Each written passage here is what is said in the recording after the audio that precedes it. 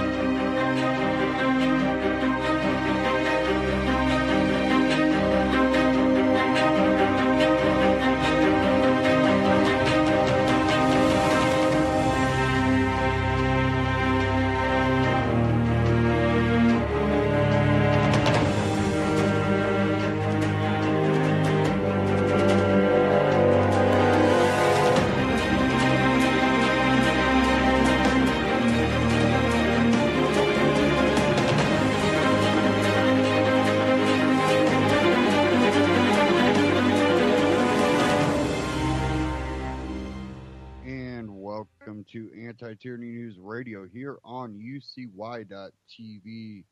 We're going to kind of jump into some of the foreign relations here. We have one whole issue here at home, and I want to get into that more in the second hour, but we're running into a lot of issues overseas. Now we had, Trump going around the Middle East and, the whole G7, the NATO, summit, all that. And when you look at it,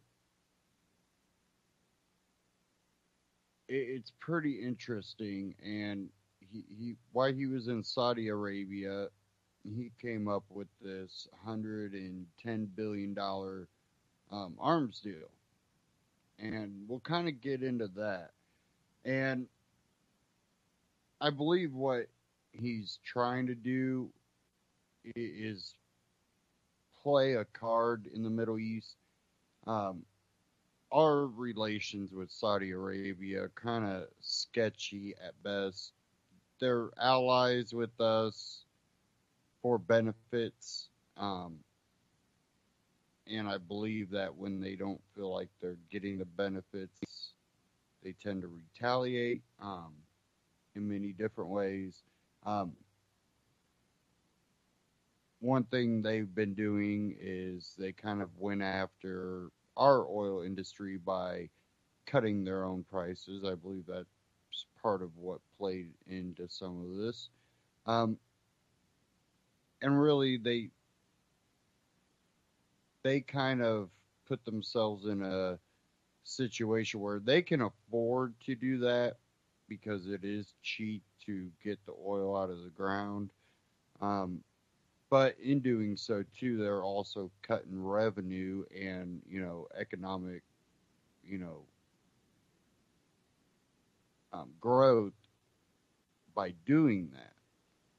And so, people are just kind of holding back on spending, but they know that they're playing this for a reason. By doing this, arms deal where, maybe we play the card where, hey, you won't keep your oil prices so low anymore. We'll cut you a deal on some arms, and you agree to, kind of keep Iran on notice and keep them in check. That could have played into it. But we have all kinds of issues going on. One that I've seen out of ABC News today and other sources. I just happen to have the ABC one up right now. I believe that's the one that Drudge linked to, I believe. Um, two Chinese J-10 fighter jets came within several hundred feet of a U.S. Navy P-3 Orion over the South China Sea on Thursday, local time, U.S. officials said. The fighters flew 200 yards in front of the P-3 maritime surveillance aircraft with an altitude separation of 100 feet, U.S. officials said. The air crew deemed the intercept unsafe and unprofessional, and U.S. Navy spokesman Gary Ross said U.S. Navy spokesman Gary Ross, operations were able to continue unimpeded. According to U.S. official, the Chinese jets were weaving ahead of the American plane, an action that concerned the U.S. pilot. So we have surveillance over there. We also, you know, continue to patrol. Basically, our Navy patrols many of the different straits and waterways for, um, the flow of economic traffic throughout the world. Um, Something that many people, including myself, don't think should be our duty, nor should it, you know, be our ability to claim authority to do that, because then are we not saying we are the police of the ocean, and if we want to block off something, we can do that too. So, and that again, it goes to that authoritarian, warlord type attitude. Um, Not saying that we, in times of need, we can't defend ourselves, but we also shouldn't antagonize problems.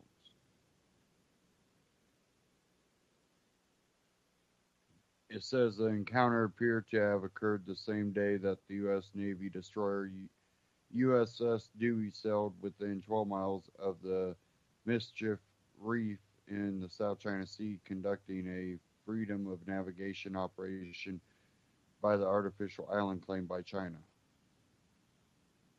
You can read the rest of that at ABC News if you want to, or there's many sources out there right now on this story. Um, we also have all the issues going on with North Korea, dealing with China. Now we also have Russia, um, basically kind of poking, saying, don't antagonize North Korea, basically. So now we basically are getting into another Cold War, maybe, or World War, which I've claimed that we've been kind of in this World War, but it's not been in the typical way that we remember World Wars. A lot of it is being done digitally, um, propaganda. Um, one thing we've done, or I can say I've done in a lot of alternative media, done and have appeared on, which for good reasons, but we also have to understand there can be another motive to it, and I think we've seen that when this network kind of stopped having so many libertarian leaning people on, and that would be the Russian you know news here in the U.S. Many people know what I'm talking about. Um, and the thing is yes, they allow a lot of the issues to come to the front that you won't see on mainstream media, but they don't have, a loyalty to the belief in freedom. Their main goal is to create, issues within the country. If that's a, country that we're beefing with or having issues with, they have their own news network that's allowed to operate, which, people have to be smart enough to be able to go, okay, I'm not going to, destroy our own country and make it worse off for everybody here just because they want to make everything look bad. But I will, look into the issues they talk about and come to my own decision. Just like any information you get off the internet, take all of it with a grain of salt and really research what you're reading, and makes it a little bit better too if you want to discuss the issues with people you actually have some knowledge of what's going on.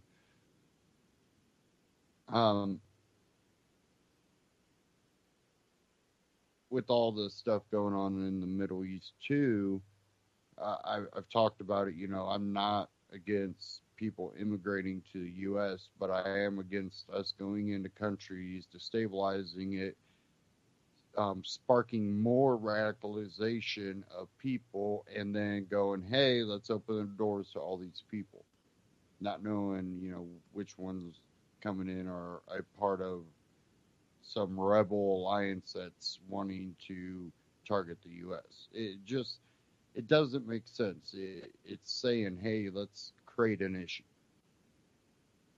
Now, that doesn't mean I don't want, people from whatever country that want a better life to come to America because there's freedom here, which we're believing that's kind of going down the drain. Opportunities kind of iffy. So I'm looking as we have to stop impeding in a lot of these wars, and then to help finance wars, hoping that we arm the right side. We know how that kind of worked in Syria, so in Iraq. So we can, go, maybe that might not be a great idea. I want to play a real short clip, just a minute clip. Rand Paul on Fox Business. So let me cue that. Here we go. Let me play this clip real quick. And this is on Trump's $110 billion weapons deal with Saudi Arabia. To you, explain to me what you didn't like about that deal. My concern is what will the Saudis do with the weapons? For example, we know from Hillary Clinton's emails that were leaked, through WikiLeaks, we know that she was concerned that the Saudis were giving financial assistance and arms to ISIS and to other radical Islamic groups in Syria and around the world. We know from Bob Graham's investigation of 9/11 that there are many who imply and believe that Saudi Arabia might have had something to do with 9/11. We know that Saudi Arabia is currently involved in a war in a neighboring country in Yemen in which tens of thousands of civilians are dying, and there's a humanitarian crisis created by this war. So I'm concerned, what will Saudi Arabia do with these weapons? And I think the weapons, in a way, belong to the American public because American tax dollars go to developing these weapons for our defense. So this isn't like trying to convince someone to buy apples from the United States or to buy tobacco from the United States. This is something that is intimately involved with our national security. We shouldn't sell weapons to countries who I think may well do more harm than good with those weapons. But what if they use those weapons to go after ISIS? Well, what if we know historically from the leaked emails from Hillary Clinton that they were using the weapons and giving them to ISIS? So I don't know that they're to be trusted. They have supported al-Nusra, they have supported al-Qaeda elements, they have supported ISIS in the Syrian civil war. Their concern is to promote their radical form of Islam, Wahhabism. And that is really a virus that is sort of spread throughout the world. It teaches hatred of America and intolerance. And I just don't think that's something that's in our best interest to support them. Earlier this morning, Senator, Speaker Paul Ryan said that he did not agree with President Trump that James Comey was a nut job. What about you? My concern with Comey was that I think he politicized the investigation into the Clinton. Okay, I just wanted to play that part of the clip. Now, think about this too. They have this connection to 9/11. So one of the things that a lot of these young adults and teenagers have no idea about is the pre 9/11 America.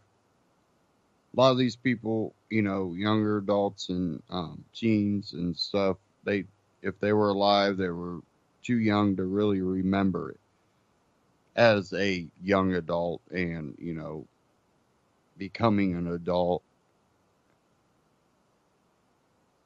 And the way society was.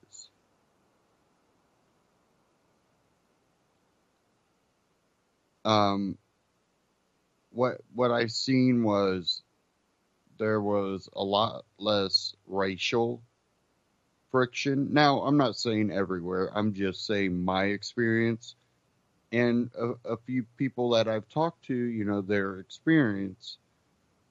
There was not so much racial tension.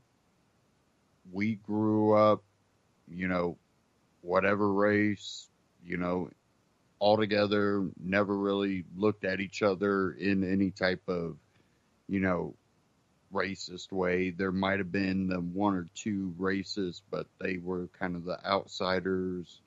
And that came from multiple, races there. And it was one of those deals that, we, as growing up as teenagers and even before that, there tend to be more freedom, more relaxation, more ability to explore ideas, become inventive. There was that optimistic view of the future, and it's almost seemed to flip flop.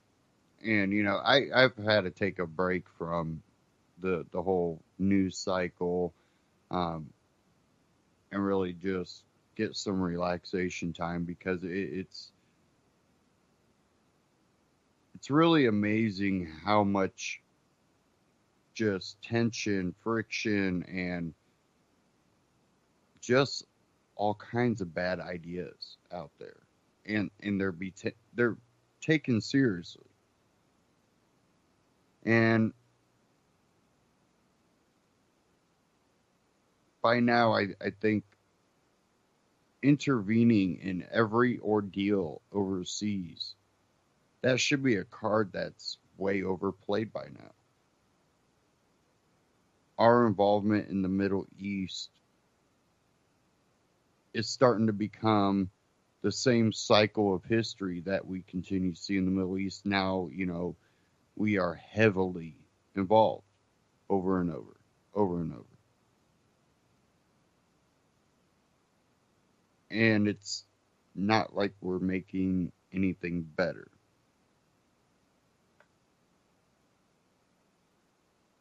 I have a Ron Paul Liberty report I want to get into, because he had a special guest on, and it was Mr. Talib. I don't want to mess up his first name. Hopefully, I can't remember how to pronounce it exactly, so I'm going to let him introduce him. But he's author of The Black Swan, and he talks about foreign, and he also gets into monetary policy, but how the push for war or conflict, and who faces the least amount of risk, and who really takes on a lot of the issues and the harm on all sides. Really, there's people that get to just kind of fade away and have their happy life every time. Well, even, the everyday person that doesn't have, security, secret service, like, a politician might have, or, the ability to have heavy security. I don't think, that the everyday person has that ability, and we get put at risk, like I was saying about immigration. Even though I'm not against immigration, what I am against is starting wars, creating, and fueling radical beliefs, and then going, hey, come over. That puts us at risk. And that's not a stab at immigration, that's a stab at intervention. And let's go ahead and dive into this Ron Paul Liberty Report. I think you guys will like it.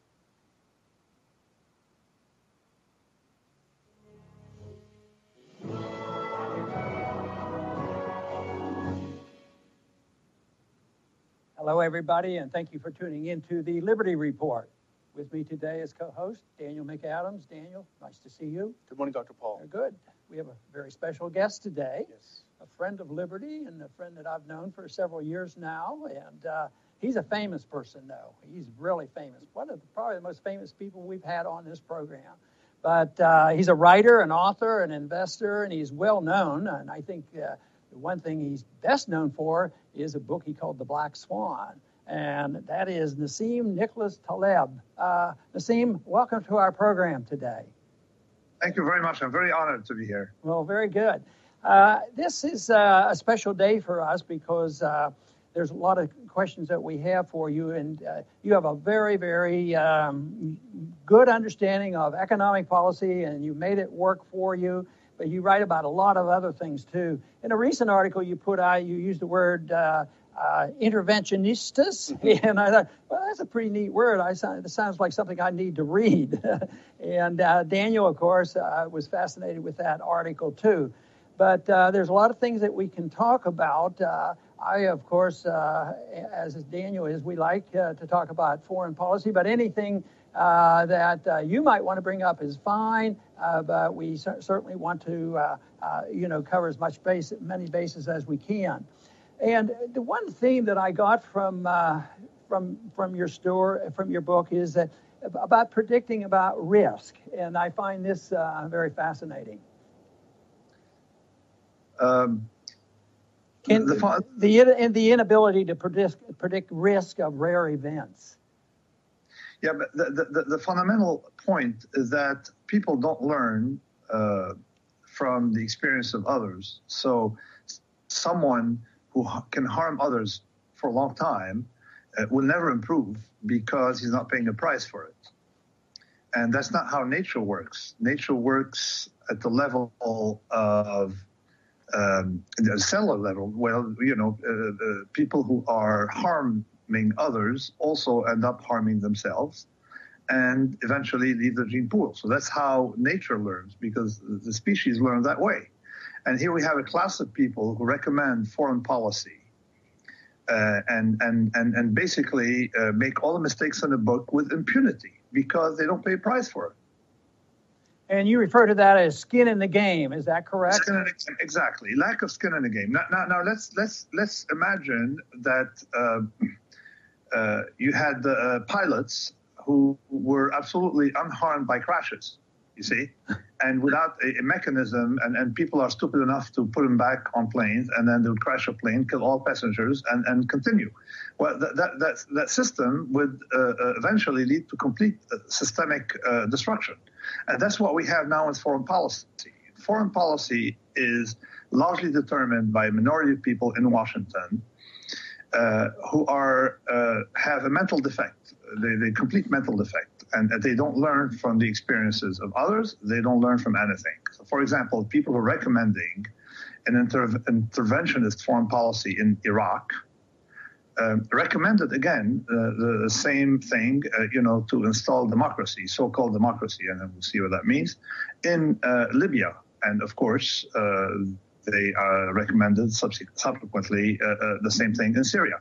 Now, people typically, I mean, I've been a trader most of my life. People learn from their mistakes. If you blow up, you're out of the gene pool. And you end up with people who end up learning. And we don't have that with foreign policy.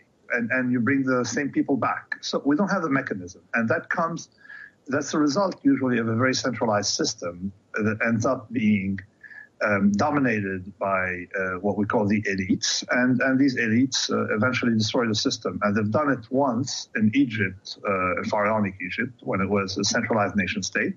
And they've done it once in China. And they're going to try to do it again in America today.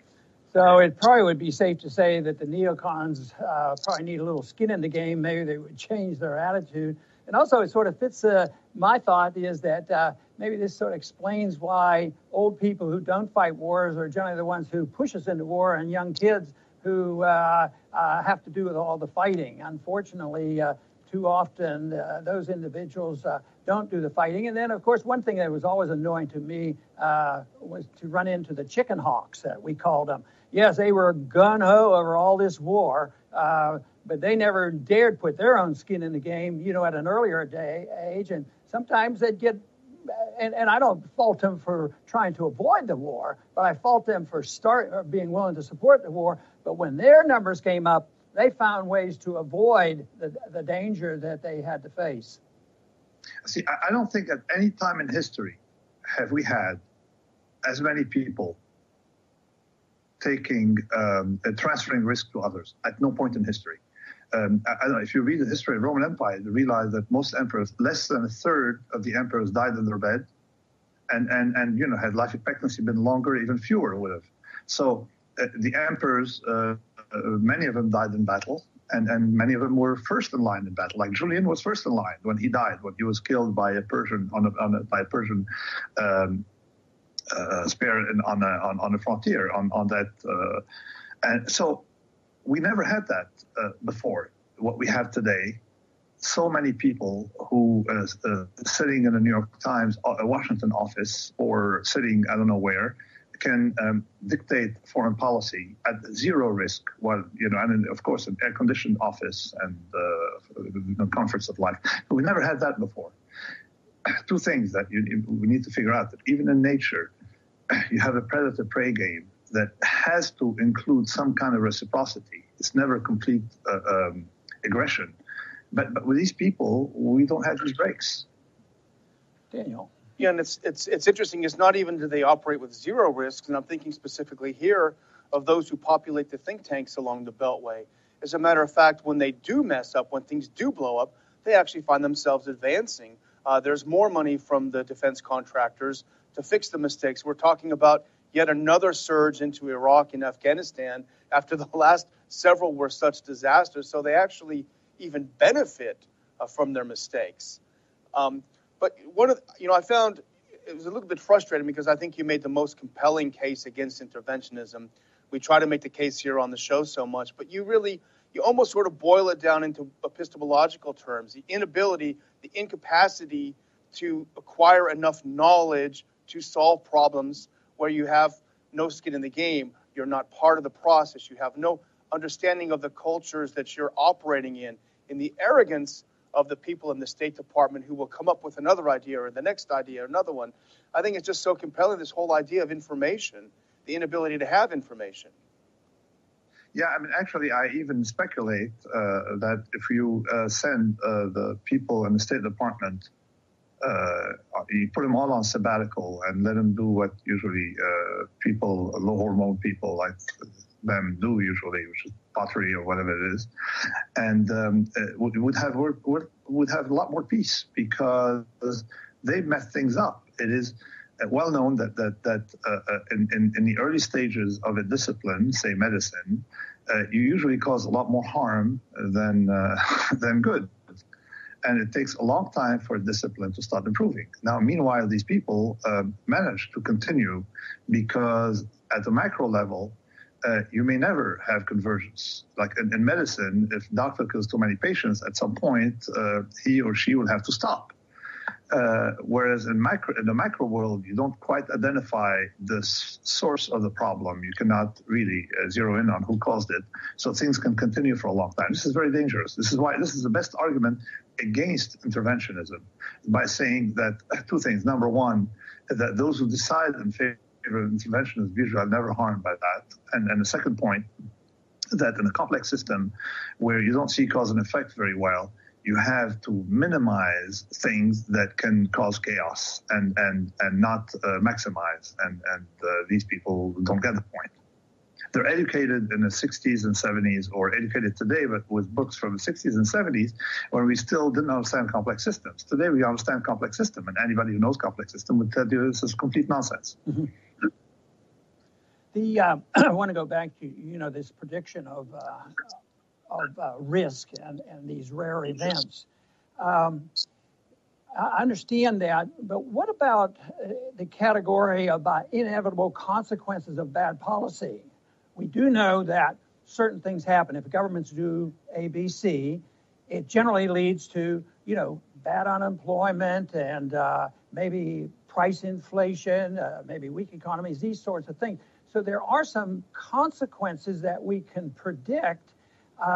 Is that part of this inability to protect rare events, or is it the precipitation of these things that government brings about, and we don't know exactly when they're going to occur?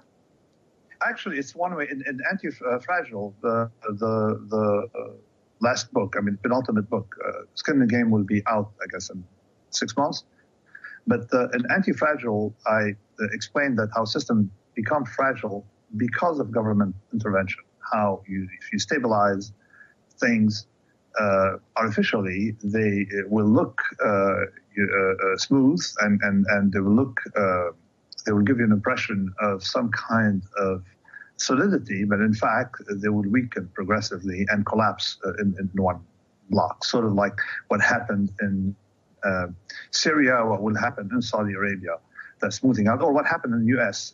with the smoothing out of the economic cycle. You smooth out the economic cycle because they think that things should be smooth, and you fragilize it. Of course, if you put government officials in charge of nature, they would try to eliminate the season, because the seasons make no sense to them. They want perfect thermal stability, and they would destroy nature. So that kind of what is called overstabilization and interventionism. These two mechanisms typically fragilize things in the long run.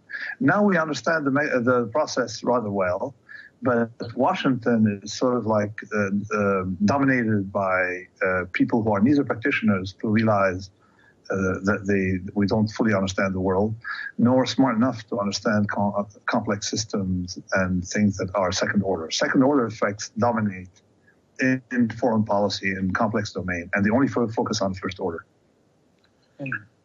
You've talked a lot about the idea of the ludic fallacy, the idea that you can't understand real life through gaming. And as I was reading that, I was thinking of how much of our foreign policy is dominated by gaming. You always hear there's war games. We're war gaming this issue, we're war gaming the other. They have this sort of set responses. If this happens, then that happens. But you've said this is an absolute impossibility. It sounds like it would be a waste of time to do all of this war gaming and the other thing. I think that the best foreign policy and the best defense should be in trying to get involved as little as possible in things we don't understand. That's the first level. And the second one is, of course, to build strong defense. And with and include in your defense approach, that not just something that is physical, like military or building a physical thing, but other stuff. Cybersecurity is important. Actually, more important today than physical threats. Cyber threats are more important than physical threats, given that our system is very fragile to these kind of things because of interconnectedness. And also worry about biological warfare, which is vastly more dangerous than nuclear warfare. So I think that a good defense policy would be the best one. The first defense policy is to not intervene. That's the first one. Yeah. Don't mess with other people's affairs if you don't understand them, because you have consequences. Like, I mean, I don't know if you remember, but the story of the Iranians, they're still upset because the UK and the US intervened to try to change the regime, and they still remember it. And all they expect is some kind of explanation of what happened then, and admission that it was a mistake. But we continue doing things like that. We continue trying to intervene like as we did in other places. So it's not like we just started with Iraq. You know, if you look at the history, you realize that we're actually weakening ourselves by intervening in places. You create enemies, you lose markets. You lose markets for your products. You create hostility for no reason. And we're not going to fix the world. Let other people fix themselves. And it could be that the best way to fix the world is to put the people from State Department in some kind of, summer camp for a while. That's the best way, and things will get better. Like for a long time, we knew that most of the efforts by the smart people in the community was. In ancient times, was to distract the patient to avoid having the harm done by the doctor. You see, iatrogenic. Except for surgery, doctors were shortening the life expectancy of patients. It's the same thing today with foreign policy, and it's almost an identical problem because in both cases we're dealing with a complex system. Mm-hmm. You know, you challenged the quantitative economics as not being very successful, and you're critical.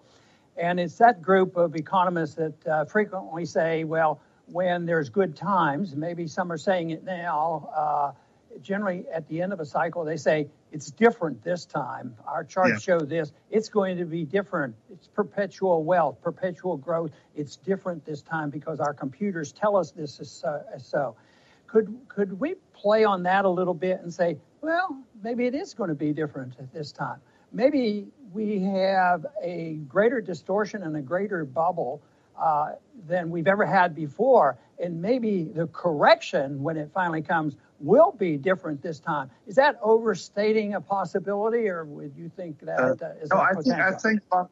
I think along these lines, because the last crisis was worse than the preceding ones, because the world was in a situation that was even more fragile because of connectivity and because of a larger role for what I call the empty suits, people in the Fed. So, and since the crisis 2008, under 8 years of Mr. Obama, what did we do? We increased debt. We basically solved no problem. And they injected Novocaine in the system. So they did numb the system. And now we have high hopes that President Trump, who basically is buying the market on its highs, Obama bought the lows. As Mark Spitznagel keeps insisting, that someone should tell him that you're buying the market at top prices. And now we're inheriting a situation of 20 trillion debt, say maybe 15 to 25 trillion, because there are a lot of hidden liabilities and a lot of some hidden assets. And we have interest rates at zero. You can't intervene when you need them. And the class of people in Washington who got us here, they're no skin in the game. They're still there, and they have no clue about what's going on. So no, these times are maybe different in a scale of things because we put too much Novocaine. And when a patient wakes up, Novocaine may become ineffective. So that's that. And we have had too much pseudo-stability. Nassim, I wanted to ask you a little bit about the last recession. When that hit, did you anticipate that things would turn out the way they did? Some people thought, the whole thing will go down and major events would have to occur. Major events did occur, but we didn't have a new monetary system, and they limped along. So what was your anticipation back then? Did you think that it would work out about the way it happened? Well, I was expecting the system to fix itself by having more bankruptcies, which basically destroys debt and transforms it into equity.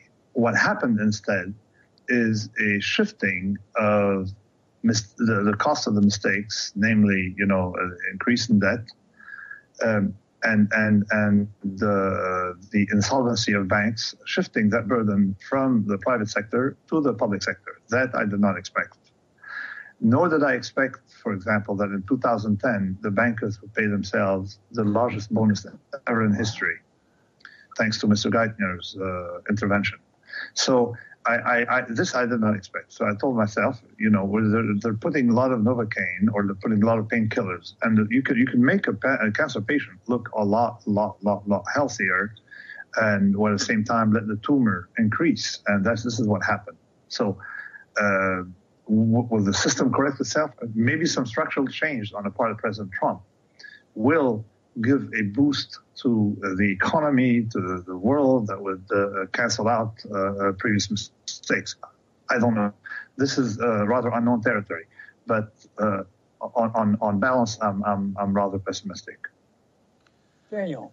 Yeah, in one of your more recent articles, you made a point that I think would cause a lot of alarm in Washington among the experts. You said that had these interventions for the last 70 years in the Middle East, particularly in the case of Palestine and Israel, had they not taken place, had outside players not become so involved, they would have found a way, in some way, to work out the issues. We've been involved for a long time, and I think that would terrify people to hear that. Now, let's look at the situation. 1947, if the Palestinians didn't get, if you let people decide, fight or bargain, do things, they would have ended up, the Palestinians would have ended up settling with the Israelis. 1947, of course, 1948, we had another chance, and it did not happen. And 1967, of course, and every time the Palestinian, got the worst offer. So it's sort of a situation where like missing an opportunity to miss an opportunity. Now, why is that so? Because in an organic system, people end up working out differences because you don't want to jeopardize your children's lives by playing geopolitics because of grand principles. Like Saudi Arabia initially, and then other Arabs were prompting Palestinians to resist. These guys are sitting in very comfortable homes, and the Palestinians were in refugee camps. So it's very nice to let someone else suffer for your own principles. But people in general end up engaging in commerce. And I have some familiarity with the area. There's always been multi-ethnic, multicultural, and particularly the cities, the Mediterranean seaboard, whether Smyrna, Thessaloniki, Beirut, Alexandria, Sidon, Haifa. You look at these cities, they had Armenians, Jews, Christians, Orthodox Christians. They had all these people, and they got along. Now you wonder, why did they get along? Because they traded. Because people there was no state to come and determine how they should conduct their affairs, what principles they should follow. People decided with their own preferences, and they traded. And trade is the best peacemaker. Now, what you end up having now is people playing geopolitics, and I saw it during many wars when people play geopolitics, but the people on the ground don't really care about geopolitics. They don't care if the Iranians win or if the other side wins. They just want to have bread, good vacation, beer in the fridge, or if they're not, or non-alcoholic beverages, a good life, not live in tents or live under the shelling. So this is what I think, and I wrote a piece on it that was welcomed by both Israelis and Palestinians. They all said, "Yeah, it's right. You know what? If they leave us to their own devices, we probably would have settled or would settle now." Just that's this idea of having Tony Blair and all these people try to build a career for themselves, and of course eventually make some money on the side from claiming to be a broker. It doesn't work. You need skin in the game. Let people skin in the game decide on both sides. I want to go back to the economy and the bubble that we're in and the correction that's going to come. eventually. When it comes, give me an idea when you see that or how it's going to evolve. And will that be a time when the whole system of the Federal Reserve be challenged and that there will be forced into some monetary reform? Or are we going to limp along for another couple decades with patching up this system? And if that happened, where we got to the point where the dollar was rejected and we had to do something, would it be the end of our financial world if we ended up with either no Federal Reserve or a Federal Reserve that couldn't monetize debt? I mean, I think that okay, if you were going to want to write a story of incompetence, you'd write that of Federal Reserve. For the last 30 years, especially under Greenspan, who claims to be libertarian. I mean, I don't know which books you've read. Definitely not the ones on my shelves here. But so Greenspan, after the crash of 1987, discovered that you can stabilize the markets immediately by lowering rates brutally, and that's what he learned to do. That was by like 300 basis points instantly, and seemed to make the system do well. And I doubt that's the reason. I think that the crash was just market experience crashes, and he continued using that hammer. You see on everything he saw. So eventually, people started thinking that the Federal Reserve was the savior, the panacea, everything. Monetary is no panacea, and it did effectively create distortions, and asset price inflation. That is. The asset price inflation didn't start under Obama. It started under George Bush, or actually it was there before. Lowering rates in such a manner leads to, of course, distortions. People can't buy a house. So if we didn't have a Federal Reserve, we would have been a lot better off. You see, the price of money is, just like any good, would have been negotiated between people and would have had its own cycles. But that's life, cycles, and people adapt to cycles, and they learn how to deal with things, and they learn how to trade.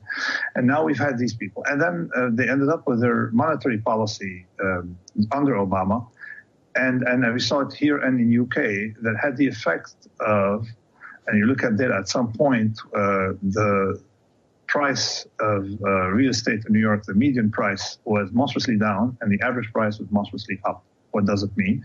It means that a few apartments went from 2 million to 10 million and the rest was drifting lower, okay, for the lower middle class. So what they created is when you lower interest rates, people jump on assets, any asset that that has a little bit of yield interests them, and then start paying up for these. And that's and that's not something they saw. They didn't realize that it increases inequality. They didn't realize that low interest rates, and we have no evidence that 1% interest rate or 0% interest rate is much better than 4% interest rate. We have no evidence. We have no idea how that works. That it use and whenever they use quantitative methods, they use statistical techniques that are neither robust nor particularly rigorous. So I don't know on what grounds they're lowering rates. They did lower rates. On what grounds they're acting that way. So without a Federal Reserve, can we do okay? I'm sure that currencies, just like other things, can be spontaneously created between people, and we eventually may have some kind of organic order coming with electronic currencies, Bitcoin or some other coin or some other thing that would replace government. You see, you cannot have incompetence, serial incompetence for a long time without some kind of pushback. We have had an incompetence on the part of that, what we call the elite. And then, of course, interventionists are just part of that larger elite of people who have no contact with anything. Because of Lexicon, again, no contact with reality. And somehow we end up with rejects who can't be in business, so we're running our affairs.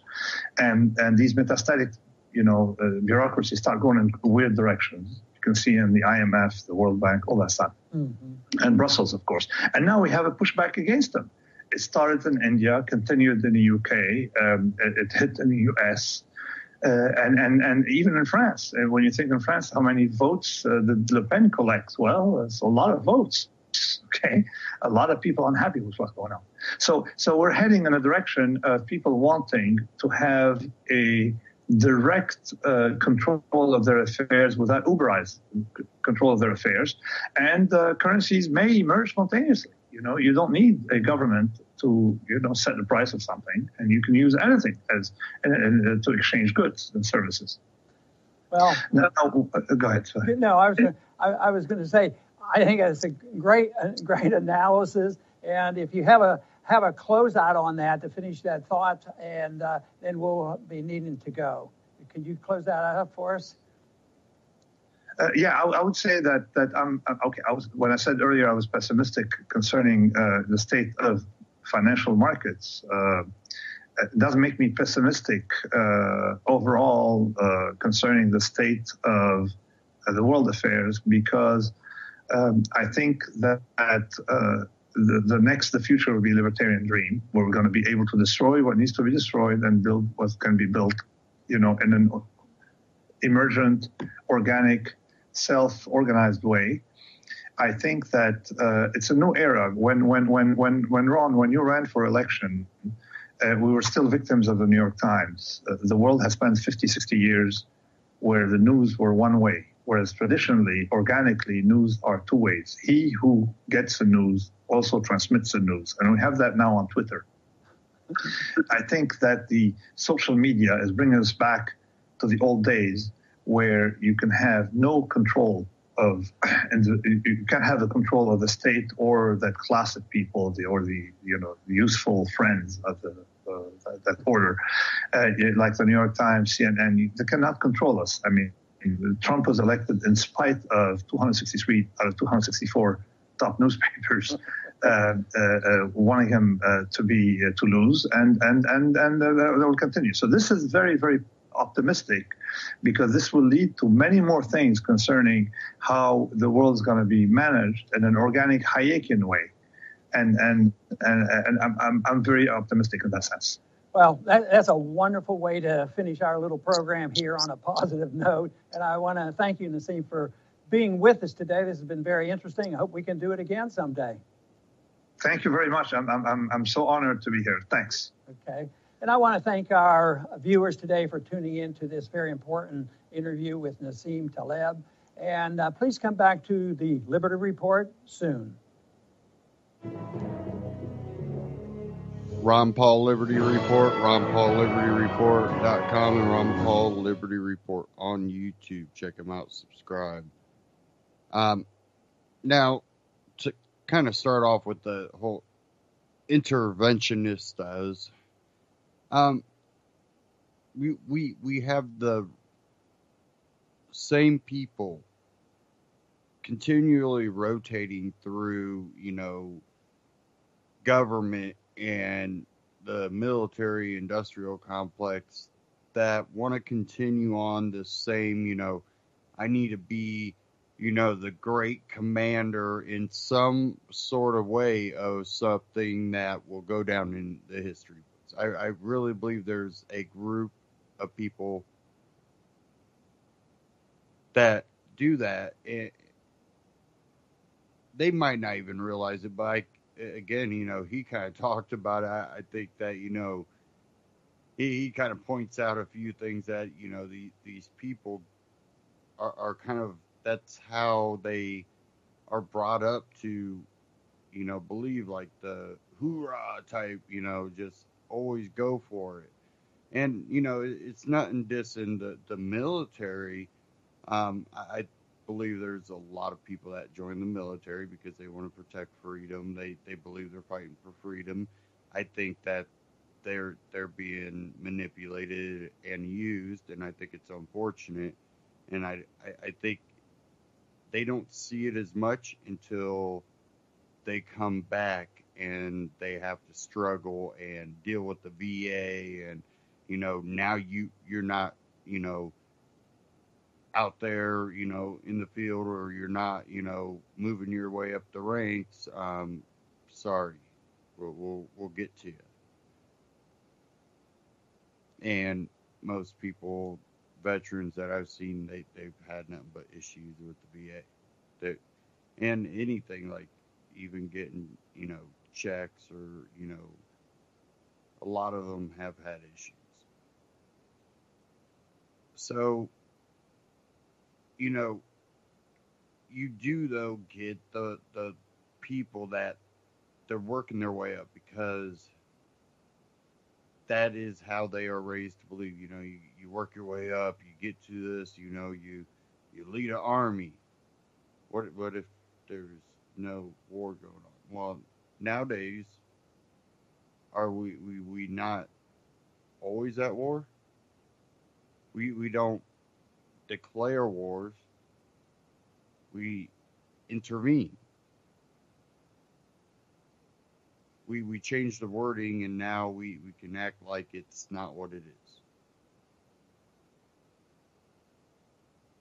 So these are, you know, the issues we're facing, and then, you know, we have to deal with, oh, you know, we got immigrants fleeing and we're just gonna start letting them in.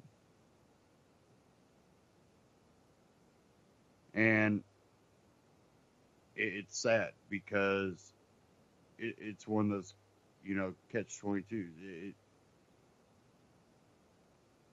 You're you feel bad. You feel like maybe it's unmoral to let them in, but then you also realize that by doing this without any way to verify, you know, are these people a part of the, you know, terrorist organizations? No, well, we'll just go ahead and let them in and monitor. Monitor millions of refugees.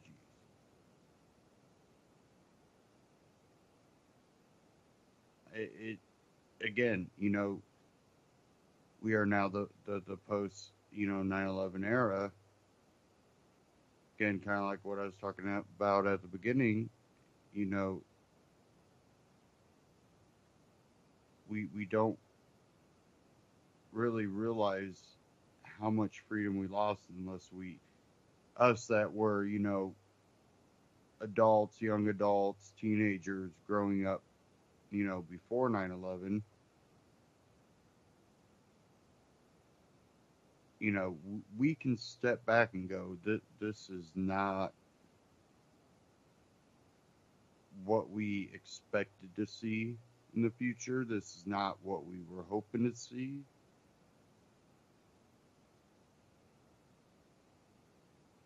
We've gotten to a point where you can't speak freely without being, you know, attacked. People, you know, literally have, you know, their jobs lost, and um,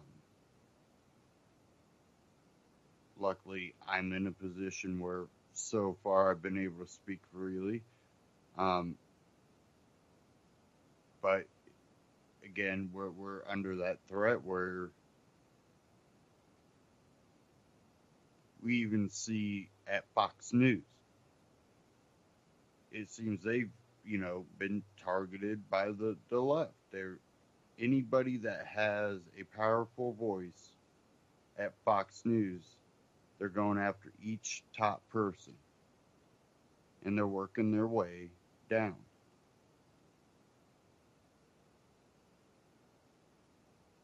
And that's a organized effort.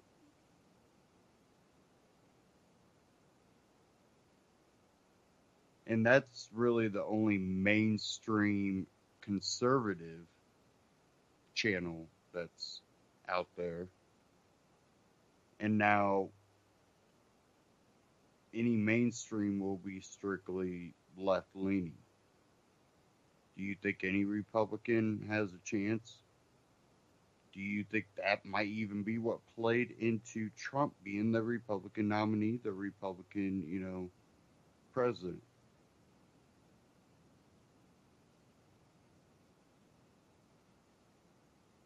And you know, there's a lot of people that had a lot of hope for Trump, and they're kind of looking at it now, going, I don't know what he's doing. And again, it goes back to, you know, whatever he does probably won't give you great opportunity. If that happens, it's only because, you know, people in the U.S. decide, and business owners and entrepreneurs decide, I'm going to just keep growing and let's see what we can do. And that kind of depends on if they feel like they can innovate and expand without all of a sudden just being attacked. Now, in this day of age, if the government's not in your way, the social justice warriors are. I seen an article about a taco stand or something like that being shut down basically because, owners weren't Hispanic or Latino or, Central America, they were white. So that's where political correctness is going in some places.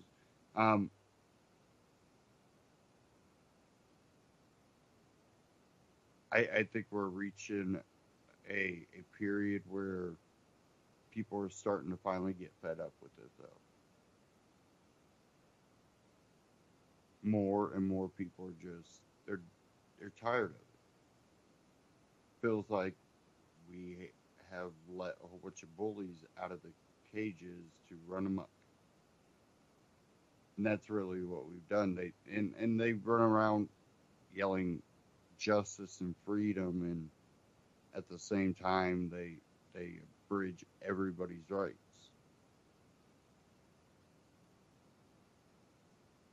Because they feel offended. And half of them, they're just taught to take everything extremely emotional. I mean, you see what some of these people break down and snap and just flip out and go crazy over. And you have to wonder. And, I had a very young military person tell me that that in certain boot camps they have it where if the drill sergeant is offending or being hurtful towards a recruit, that the recruit can hold up a card of some sort. And I'm listening to this and I'm like, what? And he's like, oh yeah, and then they're not supposed to mess with you. And I'm shaking my head. I'm like, what? That's really gonna help them for when someone's shooting at them. Hold up your card. Maybe they'll stop shooting at you. And that's how far this, political correctness and don't offend anybody has gotten. What are we going to do for the future?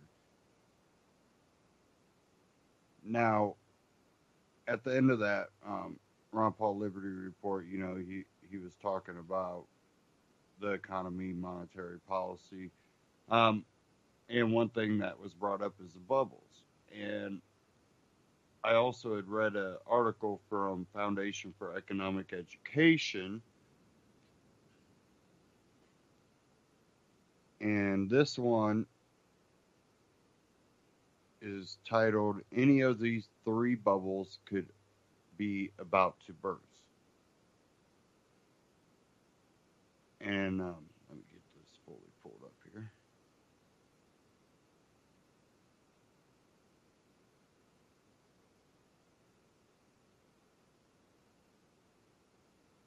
Okay.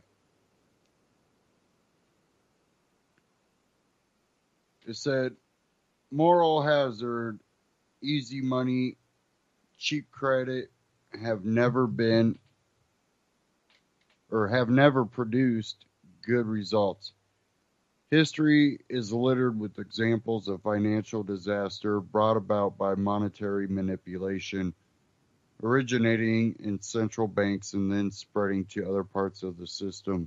One would think that the 2007-08 credit crisis, whose effects have not quite weathered away, would teach politicians, central bankers, corporations, and consumers something about the causes of credit crunches and meltdowns.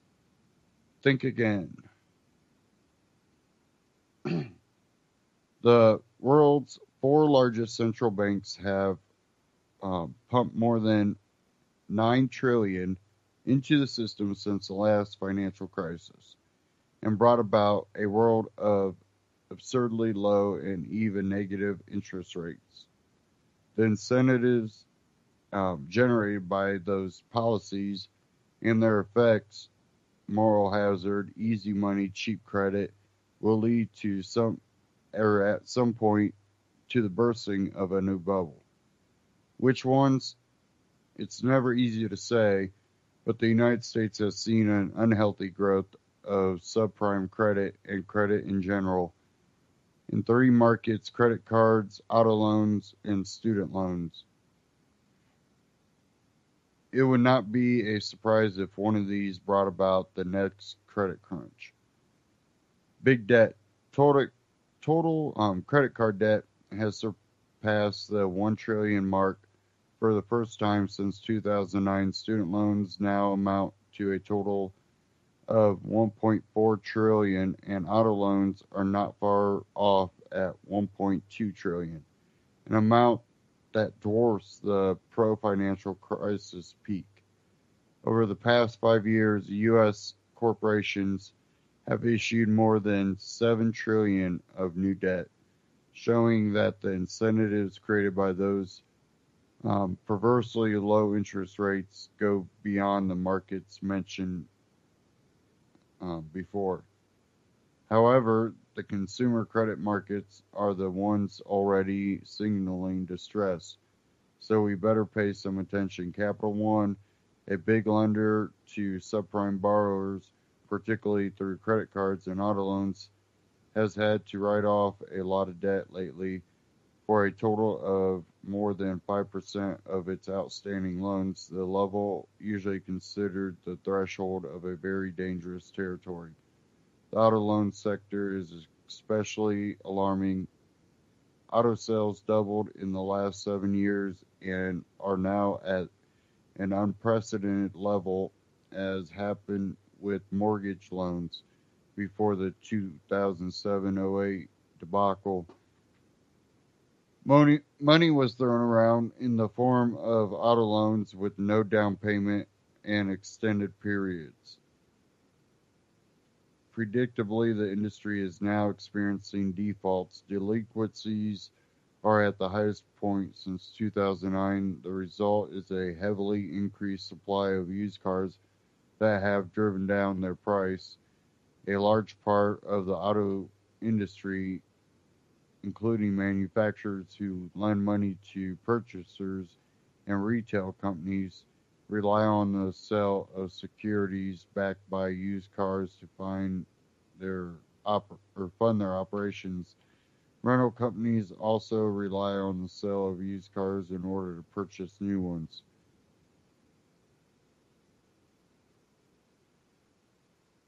Deja vu. These symptoms point to risks not dissimilar in nature to what was happening before the housing-related financial meltdown.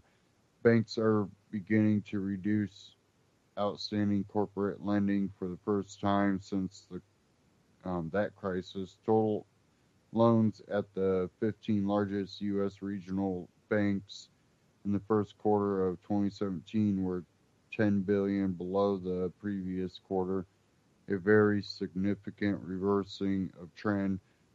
Standard & Poor's downgraded 1,088 companies in the United States last year, and analysts are predicting a wave of junk debt defaults, perhaps encompassing one in every four high-yield debt issuing companies.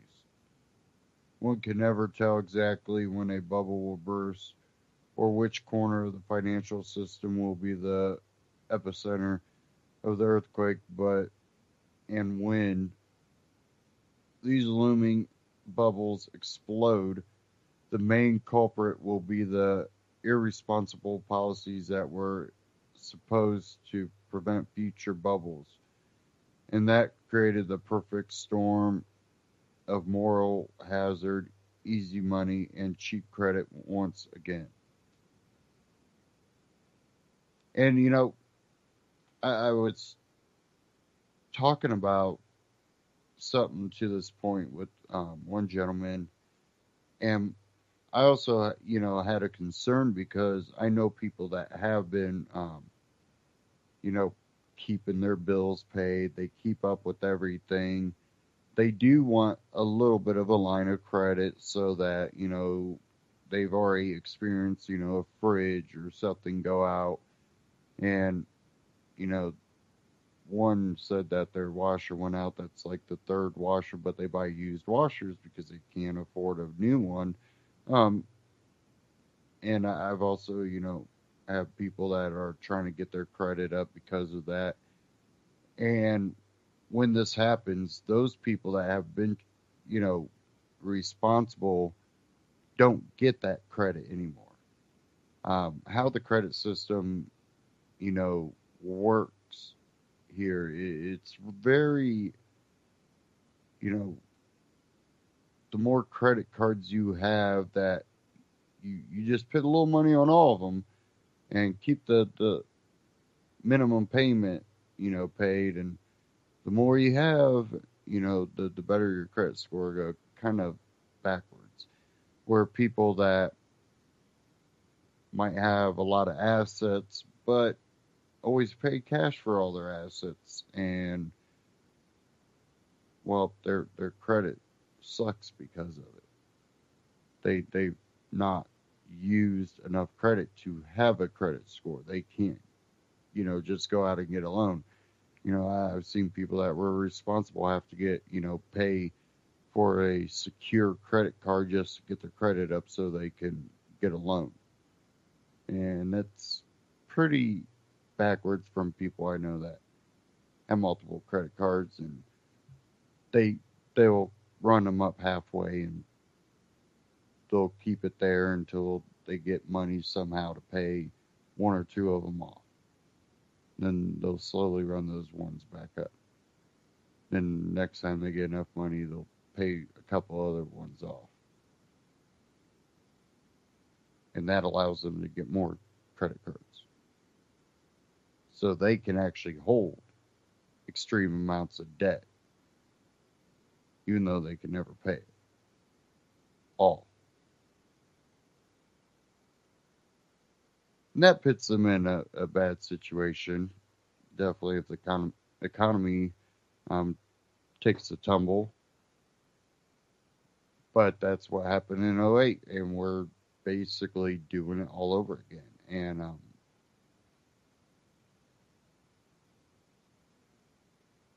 remember all the talk that went around when the last one happened, where you have people going, oh, we should have debtor prison and all this. Well, maybe we shouldn't put policies in that make this possible, that will put out cheap credit.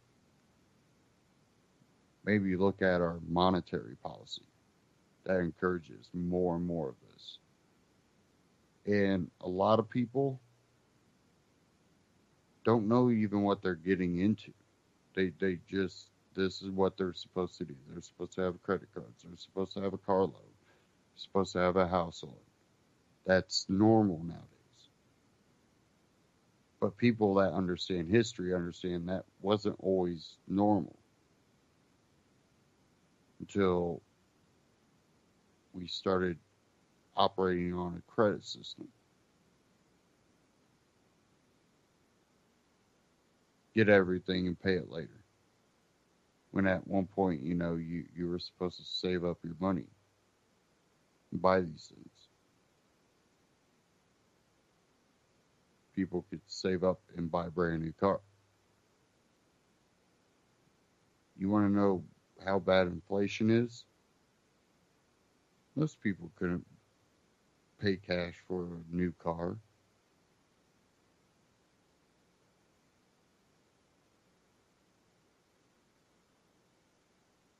Same jobs. They make more an hour,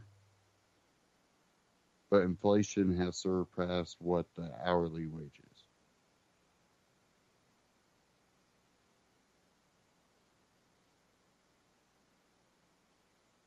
Because credit has been so easy that even companies, they're running on credit, giving people credit. Why don't they just pay more? Either way, that company's still running on credit. Guess what? They pay you a whole bunch of money, you all decide to, strike. It's for them, it's not a good business decision.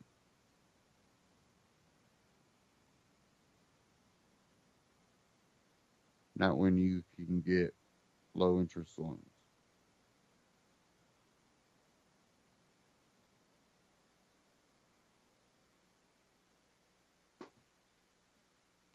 Okay.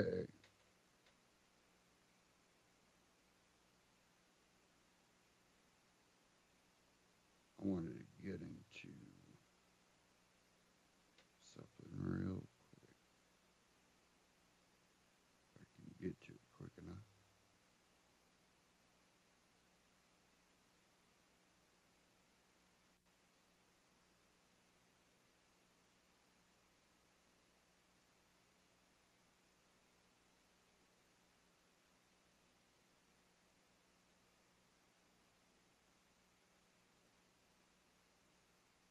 Sorry. Here we go.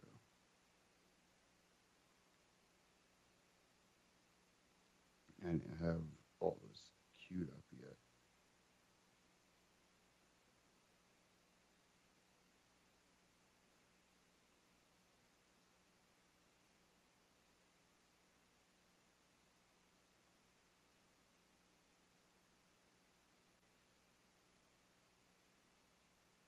Okay.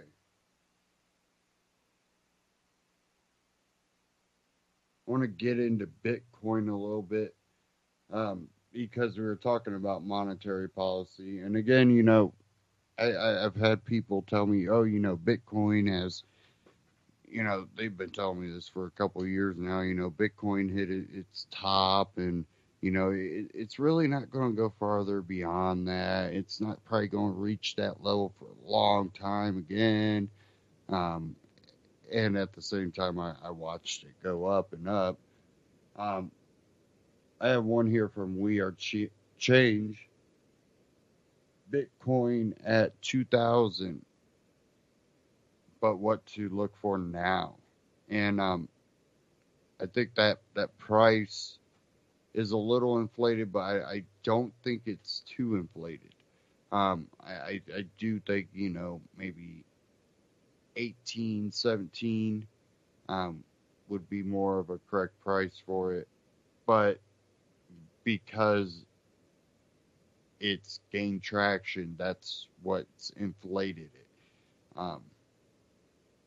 People get very enthusiastic about it. But again, it's going to probably go quite a bit beyond that. Definitely if markets start to shake again. And when I say markets, I'm talking about the actual, the trading, sales records, the consumerism. That's going to shape a lot of it because what our economy is based on is consumerism producing. If our market's what we do produce here still, and If it expands, you know, I think that it slowly goes up from here, very slow. If even though consumerism might continue, but our you know production goes down or stalls, it can go up fast. But let me go ahead and get into this here. We are change.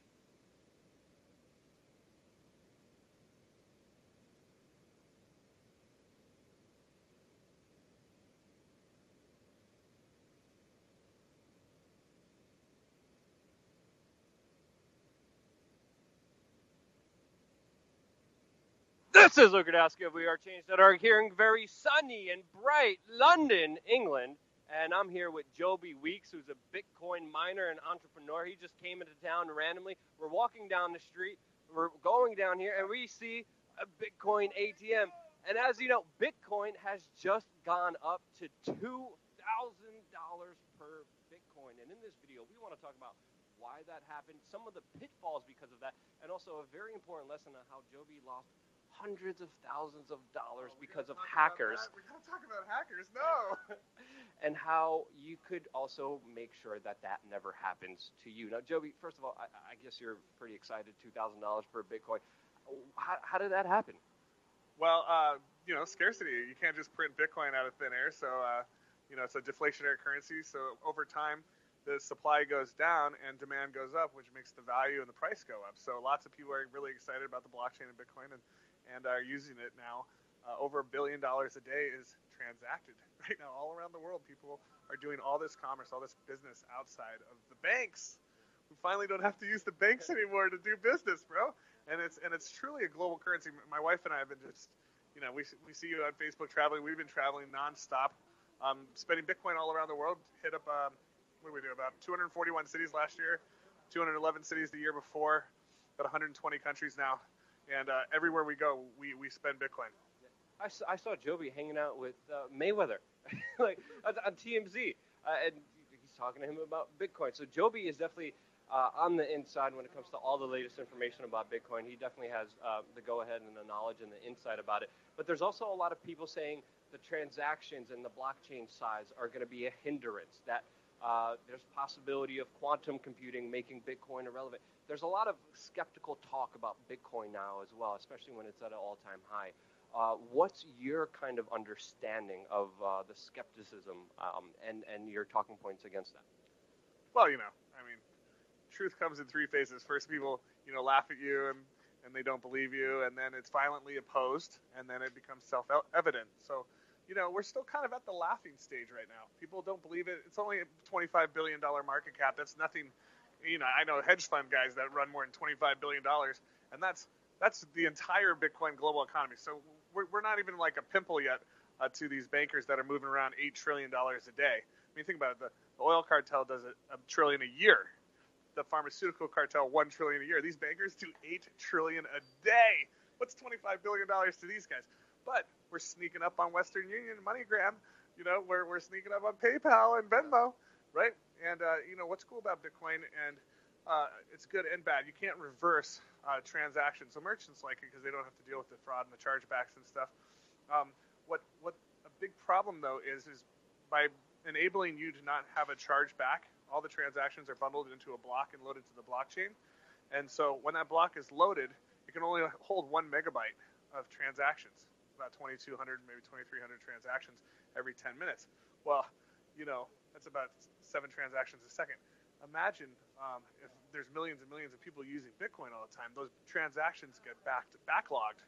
And so the fees are going up for the miners. I'm a Bitcoin miner, so in a way it's good because we make way more money the higher the fees go, but at the same time it slows the network down, and some people it's kind of forcing them with like the micropayments to move into other cryptos like Ethereum or Dash or Zcash or Monero, etc., which we're also mining those as well because, hey, we want to MySpace never expected Facebook to knock them right off the podium, and I think the people that are running Bitcoin need to come together at Consensus this weekend in New York City. It's a big event.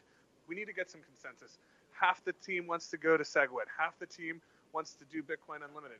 And it's like, are they going to hard fork it, or are they going to expand that 1 megabyte block to have it be an 8 megabyte block so we can handle 8 times the transactions so it doesn't have to be backed up so long? Who knows? We just want a solution to happen, someone to fix this, and so that we don't have to split Bitcoin. But something's got to give. I've had a couple transactions I've sent that used to only take a split second to move, and now it takes a day or two, depending if I don't want to pay a huge miner fee.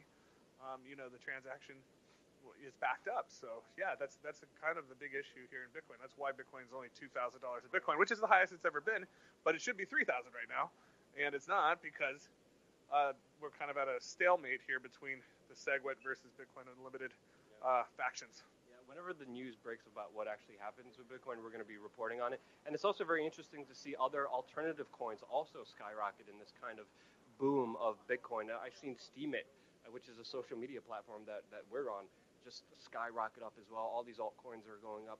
But there's also a very important lesson and a lot of security issues that people need to be aware of, but they're not. And you definitely experienced one of these issues with the hack. And I think it'll be valuable for the people out there listening and watching to kind of hear your story and how to prevent being hacked and having your Bitcoin stolen. Because your story is really just unbelievable, what happened to you. Yeah, it was a bummer, man.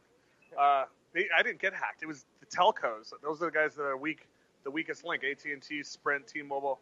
Those guys are the ones that are culpable. And when you're a Bitcoin disciple, an evangelist, like me, I talk about Bitcoin like 75 times a day or something. I've been very outspoken about it.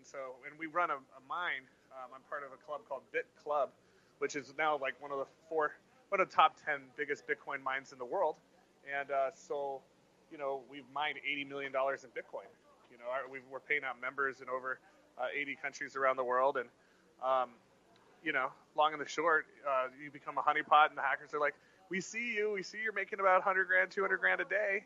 So they target you to try to hack you. Well, if they can't hack you, they'll go to the telco, and they'll go to T-Mobile. And so what basically happened to me is one day my phone stopped working. And I call T-Mobile, like, what's up with my phone number? And they're like, oh, your phone number's been forwarded.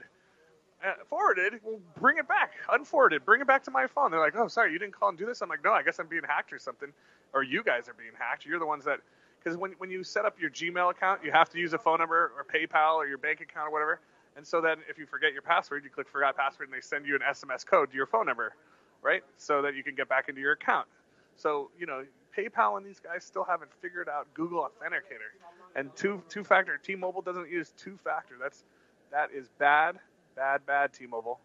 So anyways, I put notes around my account. Please freeze my account. Don't port my number. Don't forward my number. Hackers are targeting me.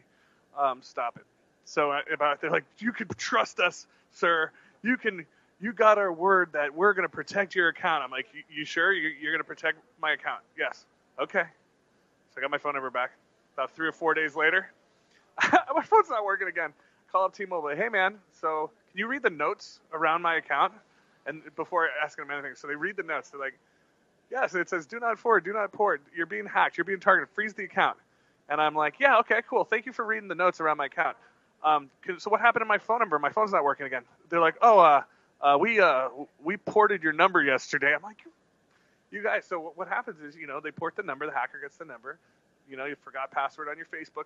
Boom, now you're into Facebook, into Gmail, into my AOL, and next thing I know, I'm locked out of all my accounts. I go to my Bittrex, which is a trading platform for various cryptos, and I had some money on there. I had 125 Bitcoin stolen from me out of there, about 1,000 or 2 of Ethereum and a bunch of Ripple and Monero and stuff. So they cleaned out my entire Bittrex account, which another lesson is, never have your phone number associated to any of your Gmails, Facebooks, or anything. In fact, don't even use your number. If you really want to get technical, get a Google Voice number and forward that to your real cell phone number, and then just give out your Google Voice number, because those numbers can't be forwarded and ported. Don't use Authy. Authy, you have to have a phone number tied to it. And so, the telco gets hacked, then they can hack into your two-factor authenticators through Authy. So only use Google Authenticator.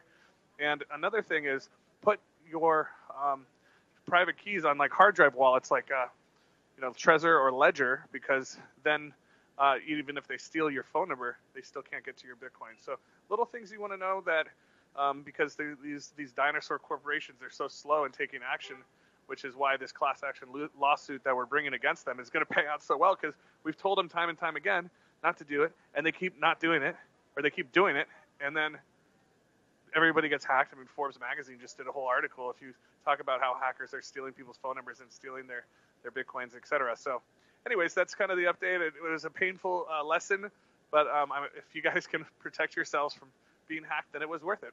If there ever was a person who didn't deserve this, especially in the Bitcoin community, it was Joby Weeks. Me and Joby have been friends for a very, very long time. Ever since back in the days of We Are Change Colorado, when Joby was doing incredible work on the ground, confronting Henry Kissinger. He helped even pass marijuana legalization. His information will be in the description below. And I think as an independent news organization, we're going to get into the Bitcoin space a lot more, especially since the YouTube adpocalypse and most of our revenue is now cut. We're going to be looking at Bitcoin and all these other companies to kind of raise and finance real independent media. Joby, thank you so much for just the incredible, important information. I'm going to leave you with the last words here because I know Joby always has so many damn things to say. It's always fun to be around you. Yes, so if you don't have Bitcoin, get some. Even if it's $1 or $10 or $100, just get some. You know, I always like to use this example. Here, hold this for a second. This is my favorite example. Okay, so in 2010, I got these two credit cards. They both say Visa. There's one Visa number, and there's the other Visa number. You see their Visa cards? They can be spent anywhere Visa's accepted. Oops, Visa. Well, I only have $400 in 2010, let's say. So I put $200 on this Visa card and $200 on that Visa card. Okay? Now, this one's backed by Bitcoin. This one is backed by Bitcoin, but they spend at the same locations. Okay? 4 years later, right? This Visa card still only has $200 on it. This one had $40,000 on it now. And now, what is it? 2017, $200 worth of Bitcoin in 2010 is now worth about $500,000. They both spend the same places. Why on earth would you continue to use this Visa card backed by dollars, which never gains in value? In fact, the government prints all this money, making all of our money worth less and less and less. You know, inflation is theft. Inflation's a tax, right? So instead of spending on this Visa card with a fiat currency that loses value, put your money on this Visa card backed by Bitcoin, where it gains value. It spends the same way. So that's what I tell people is like, switch. You can just switch right now and start mining with us if you want to have machines that print money for you. It's great. So there'll be descriptions and all that kind of stuff. And it's great to see you again, Luke. I'm so glad you were in London. I'm in London. We're just flying through. We're just here on a layover. So we got some Thai food and voila, we got a Bitcoin ATM right here. It's a good time to do a story. Thank you so much, Joby. Okay, We Are Change. That again was Joby Weeks, Bitcoin miner, someone that's been in alternative media for a while and in the Bitcoin movement for a while. Many of you might know who he is. And like I said, never put all your eggs in one basket, but like you said, put a couple of dollars into Bitcoin. You don't have to go buy a full Bitcoin at $2,000. You can purchase, Bitcoin in increments and, put $5-10 in it and see what happens. People will spend $5, $10, $20 on lottery scratch-offs or, buy a lottery ticket every week. But then they'll say, oh, I'm not going to, get into Bitcoin. And they've made it so easy nowadays. Bitcoin is extremely easy. And mining has become, something that definitely a lot of younger people understand. Maybe if you're older, you might not understand the mining of Bitcoin as much as, well, let me get this app or let me get, a card backed by Bitcoin.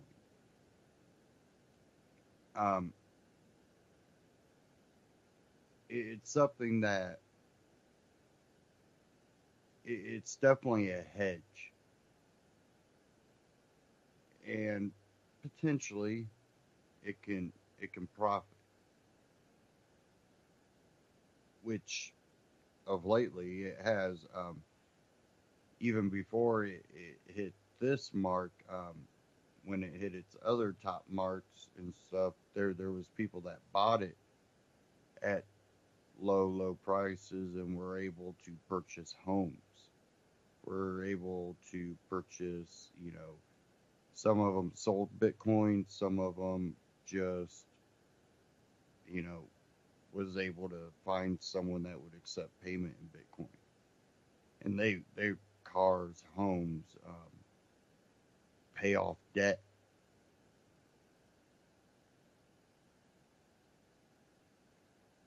And nowadays it's extremely easy to use Bitcoin, and whether it be YouTube or a search engine, you can find any information you need.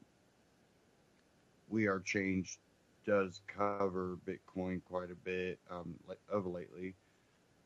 Just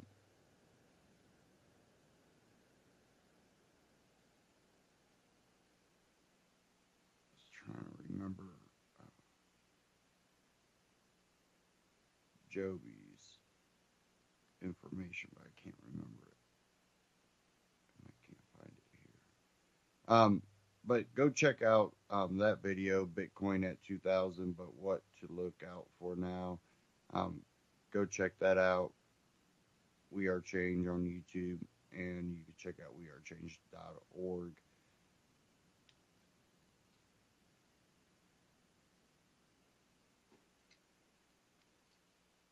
And give me a second here. I was pulling a couple things up here.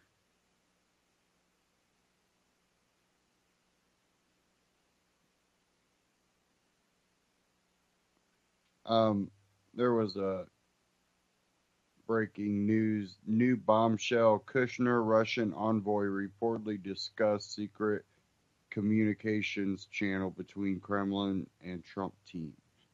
That was out of Fox News.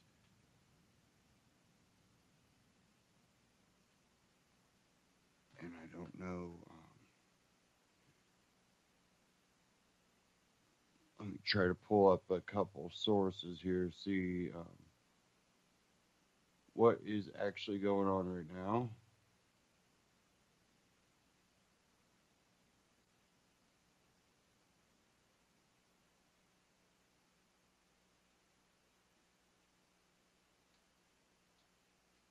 Of course, my one app wasn't working, so we'll just pull it up on the screen here.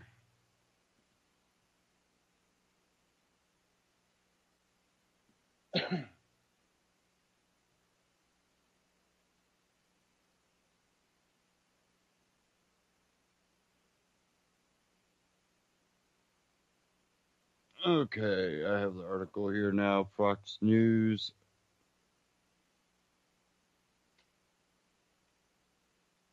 And of course, it's still developing. Jared Kushner, President Donald Trump's son-in-law, and one of the senior advisors in the Trump campaign, or administration, was seeking a private communications channel with the Kremlin, according to a new report in the Washington Post.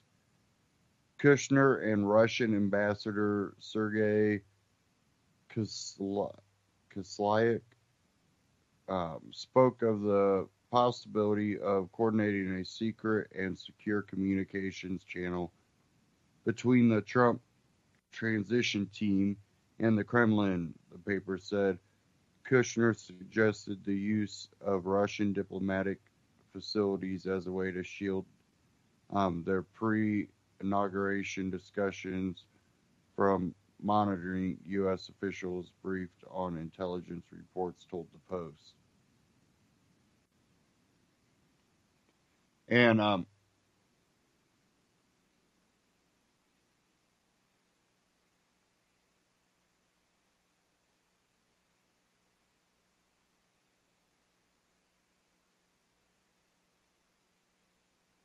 we also had one, the Trump sons that were talked to by the FBI saying that outside sources, maybe Russia, I can't remember, I can't find the article here.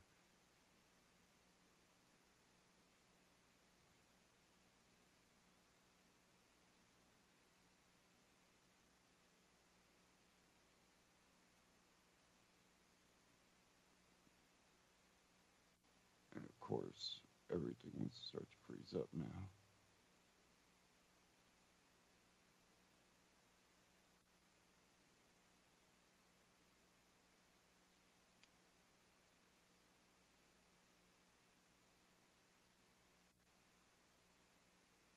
But I can't find the article. But so now we continue to have all this Russian collusion reports. According to that, they got evidence of it. Again, we're hearing reports that there's evidence, but you think with this much evidence, they would already be bringing charges or something. Well, they've been hyping this for so long. Whether there's any information or evidence, they have been pulling it the whole time. What have they been pulling the whole time? Is Trump impeachable? They've been testing the waters and testing the waters, pushing more, allegations and probing more people until they find something. Whether they know for sure that there was something, they just didn't know who, or they had a assumption and they're going to try to find a connection. It's another thing. Whether this is true or not, I truly believe that they are pushing for a impeachment. It seems like Hillary and Obama are actively working to undermine anything this president does. You have Obama traveling abroad. You have Hillary, making these speeches at these commencements. And it's all pushing towards, we never liked him. No one really wanted him president. Let's overthrow him. And you have Trump supporters, I think, kind of naively just going, "Oh, whatever, stop, get off his tail, whatever." And then you have people like, probably you and me. I know many of my listeners probably kind of look at it like we're screwed either way. What do we get with impeachment? We get Pence. Pence will probably be more establishment, neocon Republican. And he will, toe a certain type of line. He's just that type of polished type politician, which they like. He would be more progressive, even though as governor he wasn't as progressive, but he's establishment. He understands what he needs to do in Indiana to, win the governorship, but he also understands what he needs to do at national level for the Republican establishment, progressive movement. And I think they're also trying to delegitimize the whole election process that took place and make it look like complete fraud and maybe overturn it, which would be a precedent that would definitely make future elections extremely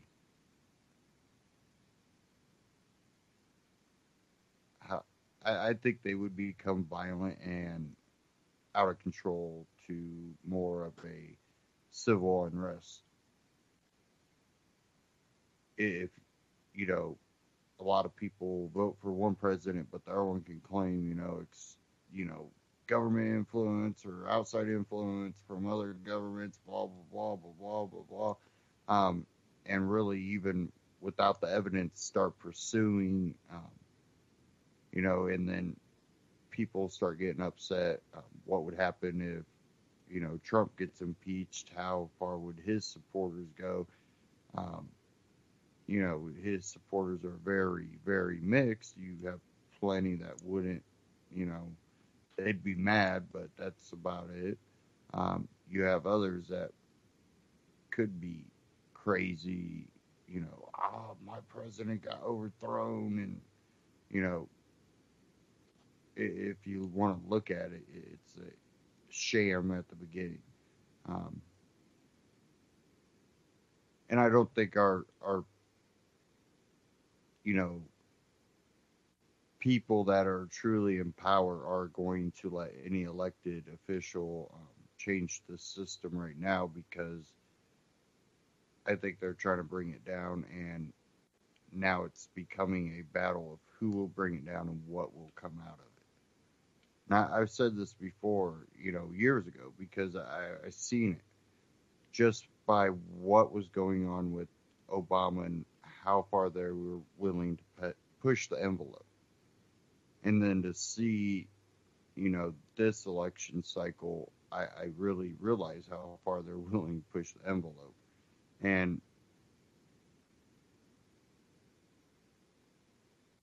I believe too many people grew up on TV. And when I mean grew up on TV, I mean that was their one and only source of real entertainment in their lives. A lot of people from young ages were brought up on TV. And look at TV now. It's okay to watch TV. I don't bash, being able to watch TV. But I think you would really need to limit yourself, your kids, because when you start living in your shows, you have to know, you get emotional, you start living in a fallacy, and your reality and fallacy start mixing, and you expect things to be the way you see it on TV, and you have people that have issues that actually turns into, I think I can fly. And that's not trying to mock on those people or bash those people. I'm just saying that everybody has some sort of, if they become so emotionally involved in TV itself, and you might be hearing a lot of thunder, a storm rolling in. Hopefully, don't cut me off right before the end of the broadcast. But people that become so emotionally involved, and then people that may have a mental issue or, a impairment, could take that even farther than what the everyday person does. But in some sort, that when they're that involved into TV and what they see there, they can be mocking it in reality. And I think that's the generation we have now really running everything, is a lot of people that they grew up on what they've seen on TV. Everything has to be what they seen, what they grew up on TV.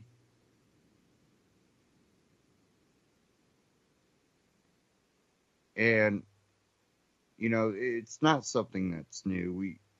We've seen it throughout American history since the invention of TV. We've seen it from theater.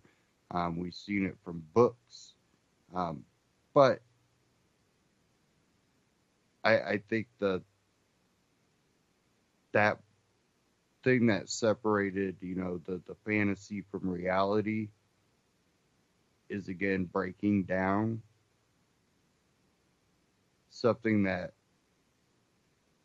it's taken a long time to build that, a separation from, reality and that fallacy, that if we lose that, we start going backwards. And hopefully, I think I'm seeing that turn in society where it's not that we're going, you can't be gay, you can't be, transex. It's not even that. It's that, you can do this. Just we just don't need all the showboating, all that from any side. We're just tired of it all. Just let's all just live our lives. And you are seeing it starting to pop up. And you also see it with what happened when ABC decided they wanted to cancel Tim Allen's show. And what you realize is how much people are tired of this. Let's be completely political correct and just, let's bring up, the gay or the lesbian or the transsexual community on everything and say it's, or even race, that everything's because someone hates these people. Like, no, I don't look at groups, so this has nothing to do with what we feel, or it's just everything has to be because you dislike this or dislike. No, it's like, no, that's what I believe. I don't care what you do, and that's fine as long as you're not hurting me. I don't care. You're not, coming over, knocking on my door and doing crazy crap. I don't care. You get to live your life too. This is supposed to be America. It's supposed to be free. It's just sad that, we get this back and forth where people start trying to push things on others. And people are like, oh, you have to represent, well, yeah, represent, but not in everything. You don't have to make everything a political statement. You don't have to make everything a political correctness statement. Because, again, we live in America, and freedom is also having the ability to have different opinions, different views, and have those views and still be able to allow each other to live the way they choose. That means you have to grow up and be able to take criticism or take, a different opinion or different point of view without having to react on it. Because you have a emotional reaction to it. What you do is you try to prove wrong. Oh, I don't like them because they make my part of town bad. We've heard that argument for racism, for, the gay community. But in reality, that's not the case. It's a way that a culture reacts. And we have many cultures here in America. And we have unique cultures here in America. And to embrace that, we can't try to force those. We have to allow them to exist. And if we choose to, if I want to go to Chinatown to check out Chinatown because I'm interested in, the, Asian and Chinese culture and, what foods they eat, that's one thing. If I choose, I don't like Chinese food.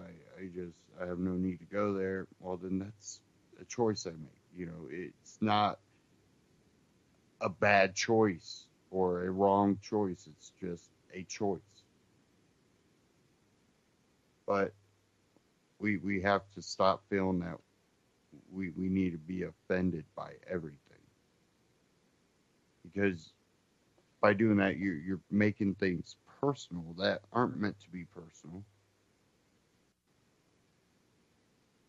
And it doesn't coerce a better relationship between differing people. And I think that's what we need to start working towards. And I just seen the lights flicker. That storm's rolling in. We've been getting a little bit of sprinkle, but I'm just wondering if that lightning's getting ready to come.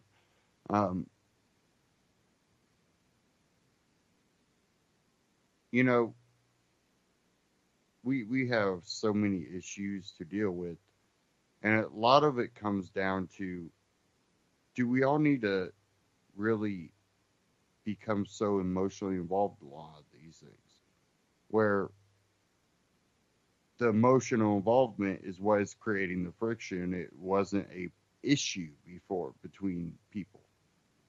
It's the fact that now people think the other side shouldn't have these beliefs or opinions or lifestyles. And now, at the end of the day, the Federal Reserve is manipulating the monetary policy, stealing from people's wealth. You have governments starting conflicts and wars. And we continue to interfight. And this goes for both parties, you know, whether it be Trump, Hillary, any of it. We're not looking for actual. It's pretty good thunder there. We're not actually looking for a fix if we're willing to pick between these, even Bernie Sanders. Because what's caused a lot of these issues? More and more government control. You want government to solve all the problems. A lot of these problems that you want government to solve were put there by government. And sometimes, you know, someone can't get something right multiple times. You realize they just can't do the job. That's not what they're built for. Government is not built to run an economy. Government is not built to, you know, take care of people, make sure that they got bread on the table. That's our responsibility. But the more you ask government to get involved in things, the more you end up having to rely on the government to supply things for you. Be like, oh, this is a problem. Oh, you know, that bread got contaminated and you didn't like it. You want us to get involved? We'll regulate the hell out of them, and that'll stop that from getting contaminated. Oh, by the way, you know, bread's going to go up 20 times the price.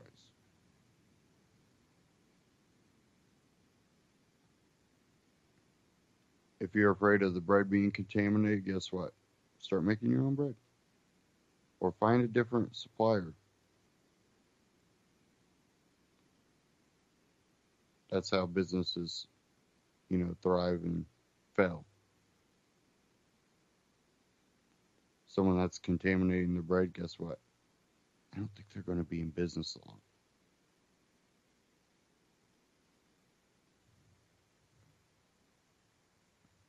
Well, we are at the end of this broadcast, and I want to urge people to go to ucy.tv, support UCY. There's a support tab. You can donate, and you can also scroll down to the bottom, click the Amazon tab, shop Amazon through ucy.tv. You get the same great price, same great shipping rate, and at the same time, UCY gets a little kickback that helps cover operating costs on the network's end.